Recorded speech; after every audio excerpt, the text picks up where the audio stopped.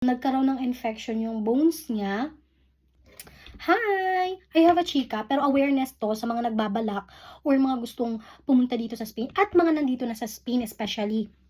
Kasi I have a friend of mine, so na-hospital siya. So ngayon, nagkaroon ng infection yung bones niya, then inoperahan siya. So ito yung mga ito yung dahilan kung bakit yung mga wala pang seguridad sosyal, siguro yung SS, yung parang SSS dun sa Pilipinas. So, meron din ganun dito sa Spain.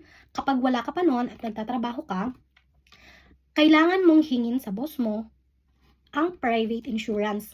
Bakit? Kasi, kung gantong scenario magkaroon ka, hindi naman sa hinihingi natin, no? In the future, kasi siya, bago lang siya dito. So, hindi ko alam kung parang nag 1 year na rin siya.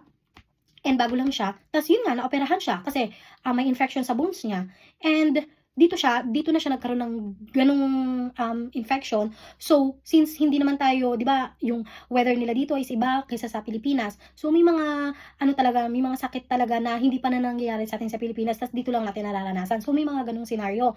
So, eto, awareness lang to sa inyo na kailangan bago kayo mag-start mag-work, i-sure nyo sa mga boss nyo na kailangan nyo ng health insurance kasi yan yung tawag dito, yan yung kakampi mo.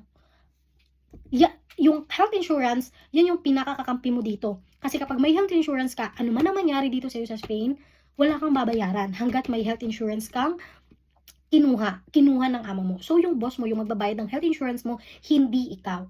So, yun yung lagi nyong tatandaan na kapag mag-i-start ng work, always itanong ang health insurance. Sasabihin lang, hindi kasi may public naman, ano naman yung public? No po, hindi po siya ganun kadali. May public, oo. Pero kung wala kang seguridad sosyal, hindi ka din naman makakaano agad-agad sa public. Doon, sabihin na natin na wala kang ganon, i-assist ka naman sa mga public, mga ganon, sa mga emergency, ganon. Oo, totoo naman yon. Pero, may letter silang binibigay. So, in the future, babayaran mo yun. Hindi siya libre. Hindi talaga siya totally libre. Kasi, yung SS na tinatawag, yun ay sakop na ng health mo, ng pension mo, and kung ano-ano pa, dun siya kukunin.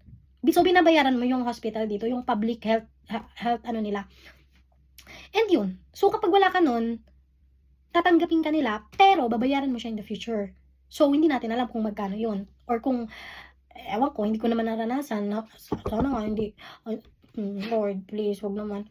Pero yun nga. So, ngayon, yung may mga baguhan lang dito, i-insure nyo yung health insurance nyo, no? Huwag nyo siyang kakaligtaan kasi very important talaga siya. So, yun lang.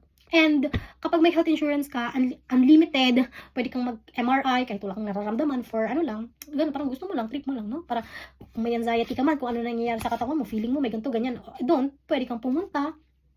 Then, only check up naman yun, hindi mo sa pero yun nga, anytime, pwede kang magpa-check up kung ano-ano pa, kung ano pang kailangan mong gawin. And mostly, sa lahat ng mga private hospital dito, is lahat naman ng mga health insurance is tinatanggap nila. So, yun. Take care and sana makatulong to. Awareness na rin, no? And, yun. See you again. Bye-bye!